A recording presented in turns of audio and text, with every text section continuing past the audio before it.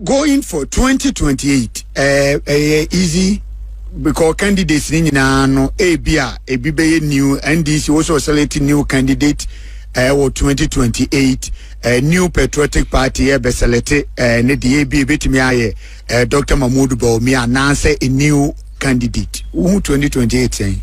2028 will be an interesting election. MPP and DCD okay, they are Ghanaians. I will advise them where they go wrong. I will tell them when it comes to governance.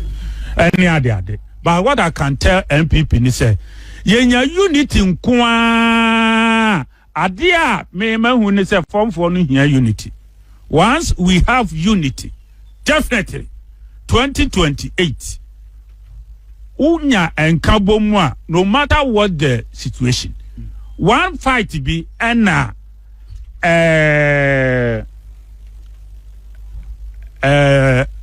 France for elusu ye Napoleon Bonaparte olusu fight no ena no omo the generals no mobile no many abre wo musu say ye beat wo omo wo no omo kotena se and of frere na administrative general or a statesman your friend no Charles Peregon Charles de Morris and of frere no was Charles. What has happened? What we have lost the battle. Also, okay, how many territories did we lose? No, I catch it on. We lost here, there, A, B, C, and D. And was what about or mention infantry? Are they intact? Was some are wounded, some are strong. But okay, territory we have. It is only time that we have lost. Territory we shall recover. Let us come and unite. Get a common front, a common aim, and forge ahead. We shall recover the territory that we lost. MPP, we shall recover the territory that we lost.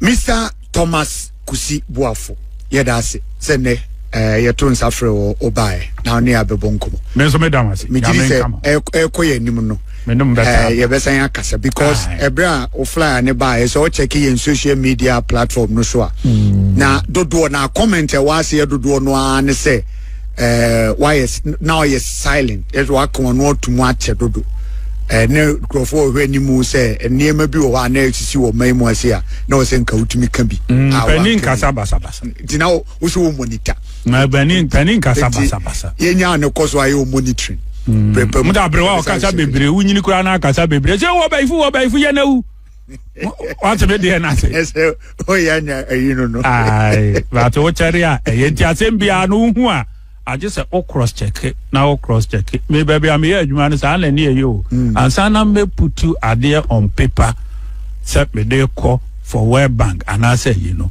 ma cross check more than 20 to 30 times. Let's say bibia what say that's ya brawa no ama akora so. Okay. What you say? All right. Me that say papa yem fancy say nya. When ya daje ahwehwe mu ache. It over out and let's just say over out na over ne say o wasem ka. The nipa nso tia ombenya so. And now study system for some time and e entum kan. Almost say me am call no for 7 years I echo 8 years.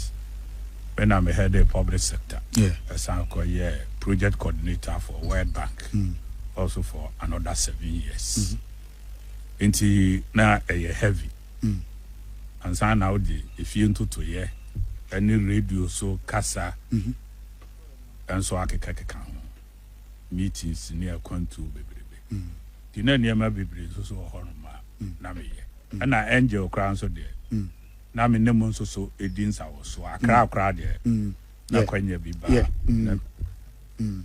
na akwanya biba mitimiko angel and a baby amunia kwame the grounds yes a year ago okay all right yanhwe before election 2017 now a voice loud radio stations ahodo so bebre na okasa efa sabre no aban na wo ho nhihye ya na ugidi se ni ho kwan senka wo senka sana wo se ekono aban sachire eba mampani na na do danko kufuado efreo ema position ase de wa abobo so e de akire nana adodan kwa Akufo-Addo ne administration ne ekwan a ofa so a obu na mamu no broni beka se ne performance said na de bia okasa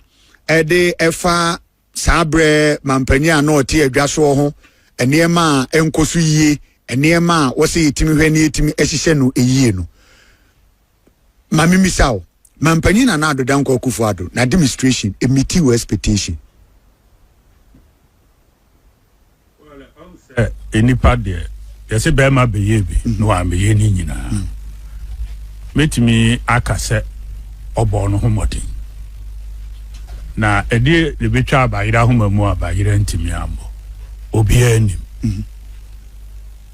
eneme esisi ye ewiase obi anim se de na adodan kwa Akufo-Addo beto ye ene nema esisi ye nso so no obo no homodin kopem se mra covid bae metimi aka kire wo se efri 2017 mo kopem 2019 no so already report nyina bae a kire wo se na adodan kwa Akufo-Addo bo no homodin but emra ye TC 2020 no emu no even latter part of 2019 and yet sanhwa asem ebeba ewiase nti 2020 no a asem no menua esi ye ne de ewiase nyina United Nations both tonton sansan say asem aba na chese Ghana nso so kan asem no Ghana ntimi nyina hu mfiri asem no nti honestly beka kire o say aban no bo no homodin the free education promise here or the buy Emma obi ehu and she say also a year at the far road and she also a year no the far can you improve public sector or the buy ama manfo nyina any hu for the first time na education ya e Ghana na ye change number krobi ho kra no akane wo mo e secondary school krobi o mu nuru 10 afi ubehwe no kro no fe nipa be 100 ebi kra kro bi wo hokra no a nipa be 200 omutimi ko secondary school at the same time a monumental a country education ya chechire o man jankwara wa chire dangerous because nkwala no enya education enya dia o prepare wo towards the future future no a competition between our children and the children of the world in terms of knowledge, technology. Anyhow, omo abe prepare omo abo omo bra. Amo matini maybe ase. Because omo ni say niema we nyina no a they will play zombie role in life. No one hear your sorry on am from kra or me fe from ako baby. So I want to nkrofo bi wa ha wo mo sesre sika nom ne ade hu o mo nkwancen da bia wani hu ya na mne bia no obi timbusam se enti o mu ni kura wo mu firi so na am se wo ko mu kuro mu hoda nka obehu se nka okra no obebo mpa ya ma wo ko se no ho nimdie no ana ye ninti ya many pano efakese nya access to secondary and technical education you know and na a create unemployment bebrebe ewo man you know abo no modern ewo I must be very honest na nye easy task and na obeshia because obiti ho abusu ebu okra ma bi okra ne bakrem ko secondary school da ya witness bi if you be wo me Kusi Boafo betuma ka say na secondary school ni MP muda and mitimi hu be 5 6 no mu free efie no mu AP o prepare akora no okay and only e pedu we are say na che no mu no aye ko by economic numbers growth rate growth ko ya ko do around 6.7%, almost 7%. Ya na che say a year after all of a sudden the betia ne say COVID ya rebiba Donald Trump okra wote American chocho the largest economy in the world. Ono kra efa no ma ne to fom team. Be say close to about 6% of global GDP. Hey, 6% of global GDP of about 81 trillion US dollars. And say, I'm mentioning $6 trillion, and I'm able to, 3 times the size or even 4 times the size of African economy then. I mean, you might say, economic activities in Koso, Yankoma, Elupre, Bebre, into ama nipa bi wo kra no shape nkoma ye nidwa board kra ye mo asori kra ye ko akobo mpaye senka bi kra nyame behu ye mobo no a asori no fe kra ye no online zoom ena fe ye no 2 years an ye ma we yi Ghana nso will be affected amanfo obedeka revenue ma wana akogye tax anansenta ye say na ade bi akwaman ye be yi nipa bi edi some countries almost suspended public sector workers, with the exception of essential services, up to the time COVID became. Obi yet your market to between 15 to 25%. Abaya kati abaya juma efo. Maybe Kusi Boafo as head of public sector. Etebu say enkianti juma efo kati 15%. And sana Ghana timia survival the entire COVID period. Anya juma. So ya be kwa ben. Abana dwene ho no wose dabi. Ekwa bi e pese e faso e save nipa e wose e faso. Na wo nipa a wo wade. A healthy person is a productive person. Okay. No wait my year juma. Wo yes I don't know obedeka. Nti afa de yo wie ye no na ma eka no akosoro. Na ma unemployment no so because adwuma ye bi eni hin obi akonye bi aye. Some countries be almost suspended education class 1 for no omo call ye no they were delayed for 1 year or even 2. Southern Sudan crowd there 2 to 3 years and san obo be school ase. Angel. It is original class 1 ya ho na abegina emfie miensa ugina no 2020 no a enru 2023 no na da so gina class 1. So at me dey na say Ghana so dey sambre no students school omokoy baby okra ban e provide special food omo exams university omutimi chromo exams omokoy police and doctors essential services security agencies emergency services maybe to say ambulances and COVID and health centers omunyina binya special allowances and was pay medicine to protect them. And indeed, Ghana did very well during the COVID period. 90 countries across the globe are witnessing negative growth. Negative, now a minus. Ghana growth then was targeting around 7%. 6 to 7%. That was the target. After the COVID, and Yamana Ebase. Hey! Germany the former team, Britain the former team, Angel. Argentina the former team, Nigeria team, South Africa team. Hey, and so and then Ponko the Huri ano mo there for me.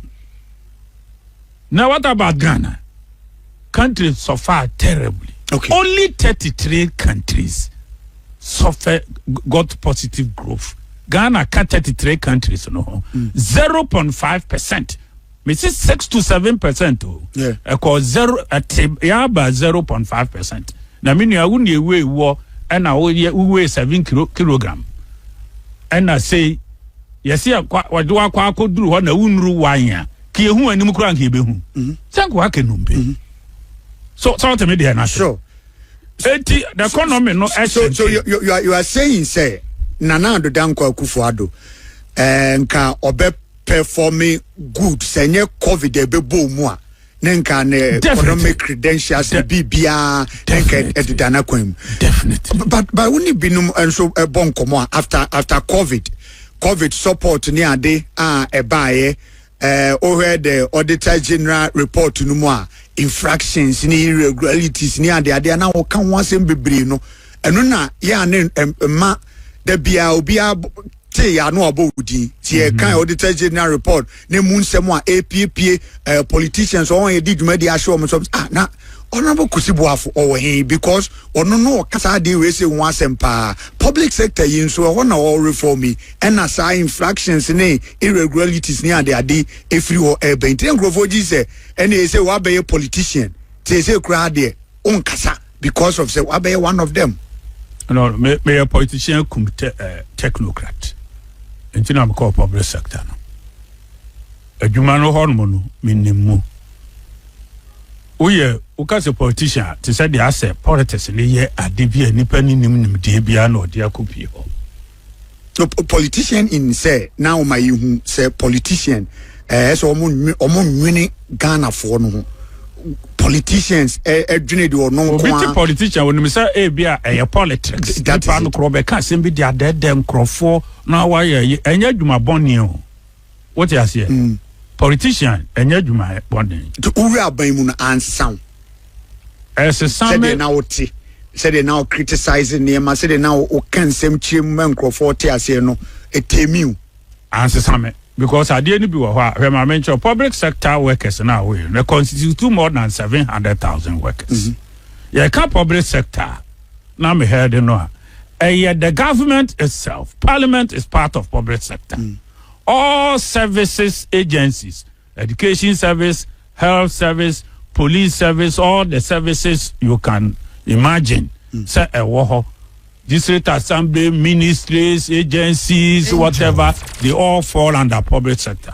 Ubi oji pay every controller and accountant general department near the adinino or no follow under the public sector, public service commission, and also head of civil service. They all constitute public sector. So what me I say? Inti number no. Now eso ankasa. But who hemwa? They are lucky our public sector. Let me tell you, and it will take us some years. And he said, disciplined workforce, dedicated workforce. Oma tena wache esene me amebeto omu no. Angel. Omu ko ho emen. Oma tena wache. Obu wa tena we twabe de asidanya wo ne ma na ode akọ pension. So what me dey na say. Obu okro kwa adwuma mu kura obi je ne bribe no de ma efa na adwuma no. Etu ono so ko gibe atuaka. So what me dey na say. And na olive life be say why materialistic or peka or pedan. Nyasa ono no wa hunu so ya public sector worker. Or ko e de akoserve no ho or you self conceited. And they be a otiho. Enti eya attitudinal change. Mindset. Public sector ne ye Ghana aye ye. Let me tell everybody. Public sector enye ye, private sector enye ye, ombetwa mabe. Ghana enye ye. The government can promise everything or the be public sector. And send a word minister. He can promise roads, maybe number can social intervention. Yes. And your public sector will not be ura. Ura one is can go be beba. Sana mo can obi so you will be the free herbert na ho free gender falls under public sector. Eti nipa no ho na dwene no e wo ho ne say ade ani nye yi a enye yi. Ebi aye partisan. Obi nso onima adwuma no kura mu. Obi wodi ko pesika. Obi nso ni akade. Obi dan kwa me ba ha mo ha fefefe ukopie public sector worker no office ya menua owere be ho mudi mawura washroom very beautiful Angel baby nso na akowura ho a enkade no kra beti akọ eti na akade no eni ho wo na government revenue 100% of government revenue e pass it through public sector 100% of government expenditure pass it through public sector. It is a one and it's a say. Angel. It is all this kind of room. Now I see one in ya. Tell us mwaba. So what I see? On kwa jisi camera ni intimate spend it. or kojiaba or difa or spendia or difa, where will you go as a nation? How will you build Ghana? And honestly, let me tell you, as Ghanaians and those who are listening today, say between 15 to 25% of government revenues collected is lost every year. Fankro for but usi ano kwenye de okay the nature say. Yeah, the technology. I don't American no. That is why digitalization. Na ebeboa. Ebe you goes name. We in what the room. We in what the room.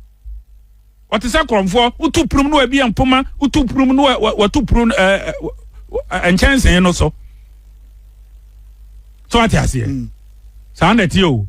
The yetiti or NSS and the buffer stock na yo. The yetiti about a court to there, but memen so only said memen so me a chartered accountant and an auditor. Until me send him those areas. I may not be surprised, but a top baby na you be wa court wa. No mami ya hwehwem say no correct. Say no. I personally have seen ghost names in public sector. I don't rule that one out. Ghost names have been removed from payroll. I have seen it. Angel. NSS Wakrano, ghost names have been removed. I have seen it myself.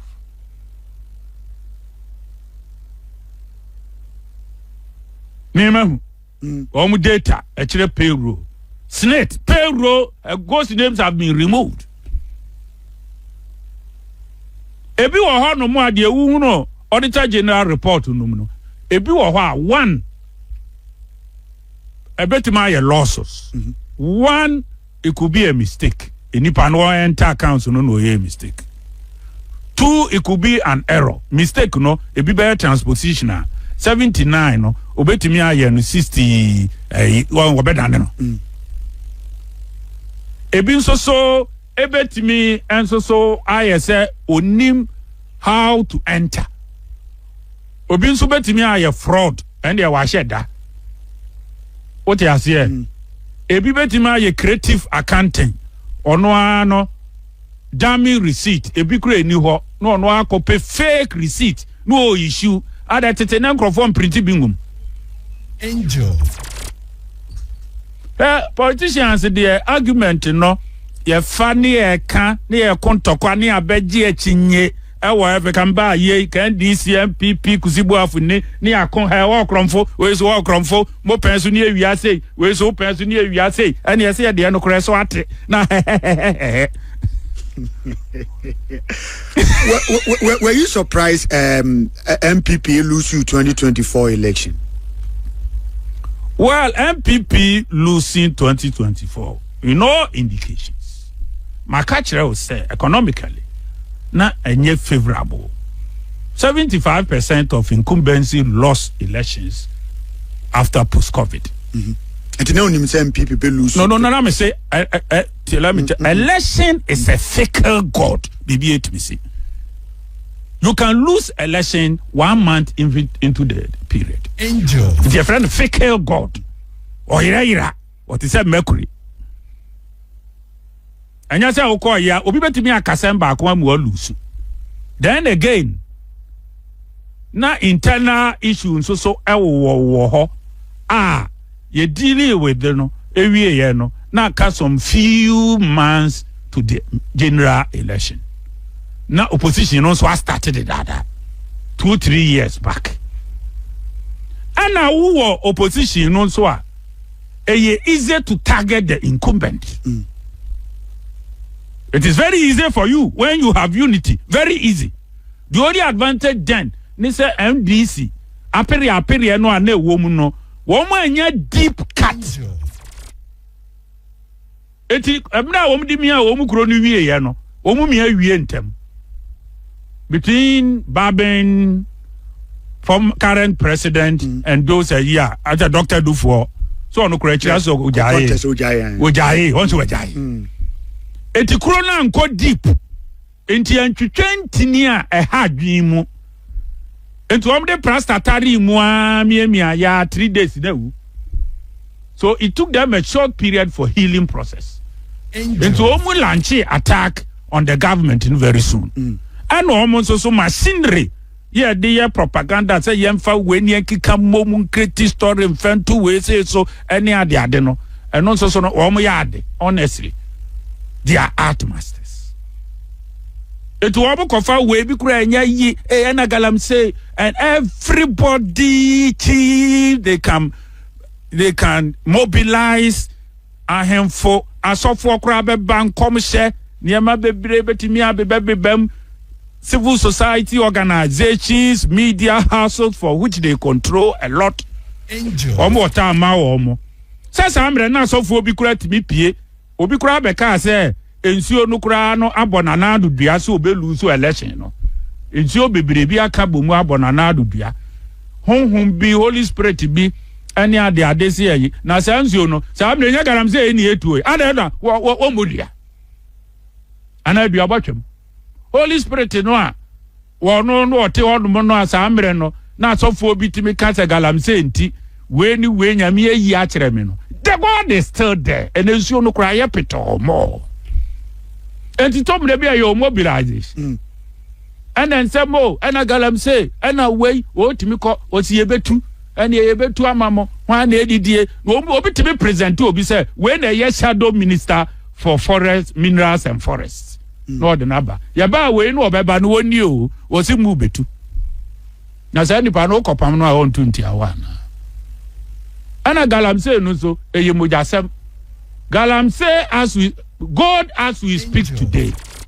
Any Ghanaians current generation ye ni technology a ye di ye.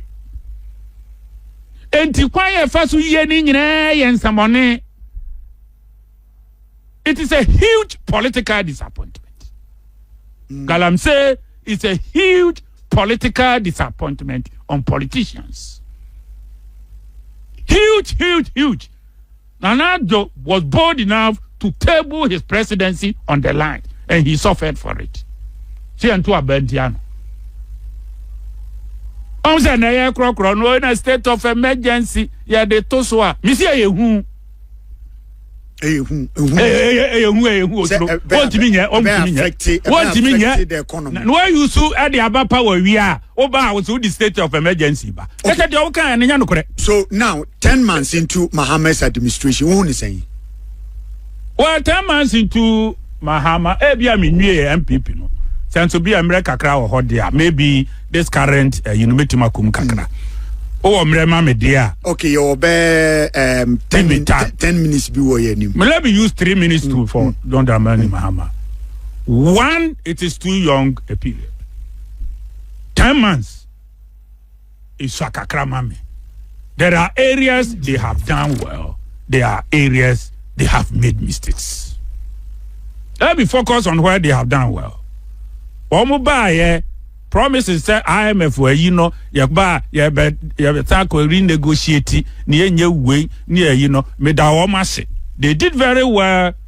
So we continue the IMF debt restructuring strategy program we continue gold for oil yo mabe to din gold board we continue say reserves and so eba.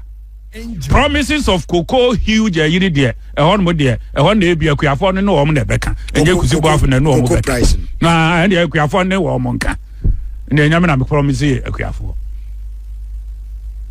that restructuring ya bank ba kono ya de papa say me there na me ye privy to certain areas bia na me wo hobi intimate me hu at a certain point in time Ghana was left with less than 30 days foreign reserve. Less than 30 days? Yes. Ghana? Yes. During the COVID period. Heat period. And President Exp0se said, now this is the situation. What should we do? Okofa health. Ya dakromova Dr. Nsiasare. Emraha. No mekasa. Nebi amunya omo finance ni ade astikanom ni ade ne bia na ya asafo maafo nom ene ayinum bia ebia Dr. Mahmoud Bawumia akura will show himself here any Dr. Duchum nom these persons ne ade no won beba obesho wo mo ho ha ndi amubu sebusa wo mo enti de eba ya ne say odo wo mo transe no and you say COVID nie there are two things either you save the economy for people to die or you save people for economy to fall into a ditch and you will rebuild from there. Two things. And I was okay. How can I watch people dying? It's Dana Nadunu Piebe kind of bro we say. As for people when they die, I can't bring them to life. As for the economy, we will rebuild. Into a statement. What the ban announced so COVID. It will be so okay. So person who save economy there. Ubeja ye gum. Ye kwa sorry, ye didja, ye way, but no, you may lose about 3 to 5% of your population. COVID be cool. Once a Ghana crowd no be na no crave between one catch. Near me ngum, near nin combo. Na ya re nim fude. Asori dem ye tugum. Ejom ye ngum. Obi paye ade kura wo dwomu a na no kura tua waso ho. Unya COVID ni bia na. Na fe yenye ana se o peso save nipa de a o yesa o be save economy no kakra. Na nye ni nyina. O peso save nipa de a any ade se o loko Greater Accra including Kaso Atema, Greater Kumasi, e what say obroko no ho. Any bigger towns be for serious economic activities. And within this period, economy no growth rate ebeti ahwe. Revenue mobilization emma, you must borrow money to salvage the economy, for your free education and also for payment of wages and salaries and other commitments. Okay. No, yeah. That's how the end man buy. And it me ebe and that savage the situation. Okay.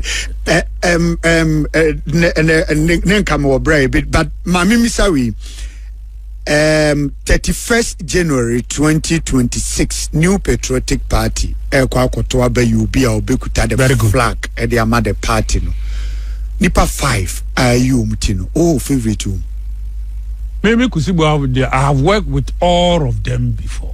5 candidates. They are all MPP. I know them. People who are in the studio, Edin Commander. Obi mina work. Some more public sector. So a lot of more me know Makasa. Me know she Edin Combo. Now me dear, Omumu per se any problem. Omumu per se. They don't have a lot of dark spots. Very few. They were very few.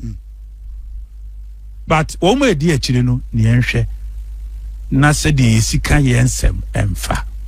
What you say? Ajo praman na mani nua kwadwo sraha anyo oba anware wodua yankwanta. Omo de support to candidates no. Omo support to candidates no. Eno na be kire because wo no mbomu no se kokwa anso a ya de shen campaign. Iti ye kopuni. Tito mere bia Yama ye kasa no said ye Paul so osua Yesu na wo say Yesu no so ati ase Yama ye kasa no more or less make our leader enipa ye follow no dia wo beka no na ye nrie kono wase ho so ne pagya nyom nyasa lumba no mo bo nyumi so mo wase na ejeje ho no de ono wo pagya wo na ajefa Yankase lumba nyom ne boy. We shouldn't allow our followers to get banner headlines. Angel. We shouldn't allow our followers to get banner headlines. Obu wa obeko akokasa wie no na YouTube, Facebook, even headlines. Obeko no na capture a whole media house. Meaning I want to tell her we discuss it for the day. Kusi Boafo say, AGYAPONG say. Now when we begin to restrain some of them, which I think after Zananadushia, gradually they are improving, But it is something better. Na ye betimi anya reminiscence of Dankwa Buzia Dombo tradition, because nya no ena Dankwa Buzia Dombo tradition standing for standing for truth, standing for patriotism, it's standing for peace, standing for unity, standing for respect, decorous language, knowledge stock supported by facts.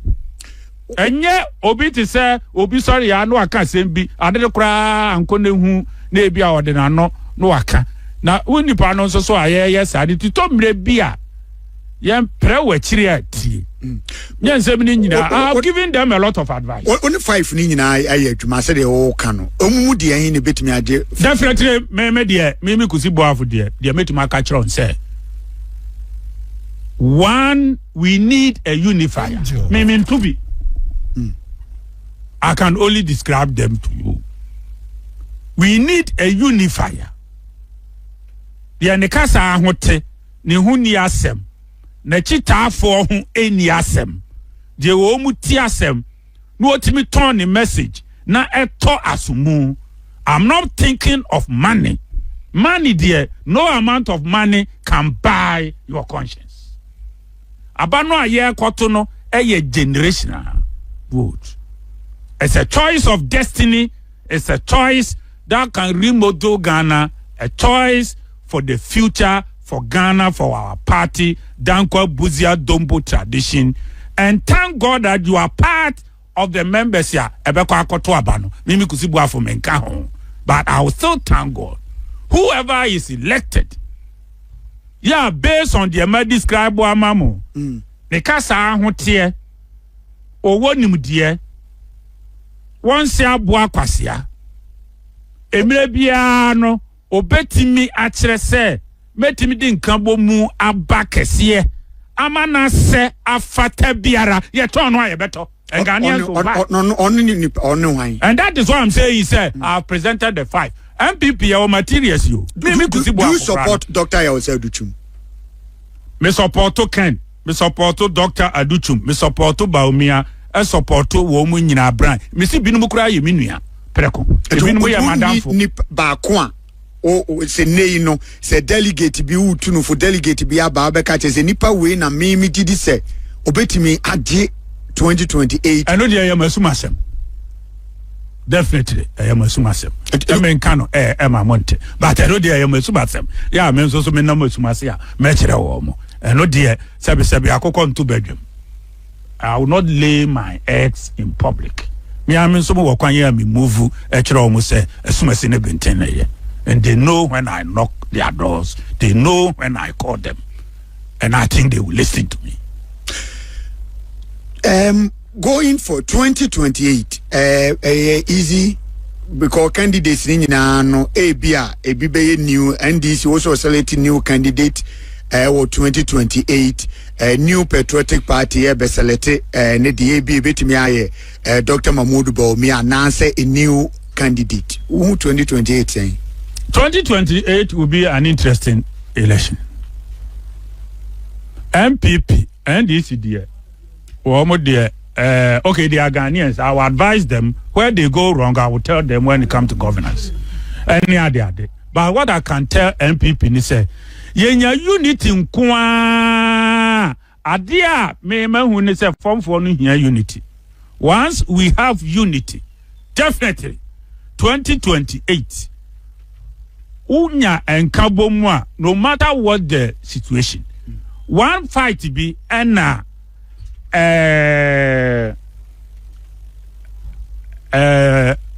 France for elusu ye Napoleon Bonaparte olusu fight no and an warrior generals no mobile no many abria wo musu say ye beat you or more no mo kotenase and or frere na administrative general or a statesman your friend no Charles Payroll Charles de Morris and or friend no was Charles. What has happened? What we have lost that battle. Also, okay, how many territories did we lose? No, I catch it on. We lost here, there, A, B, C, and D. And was what about or mention infantry? Are they intact?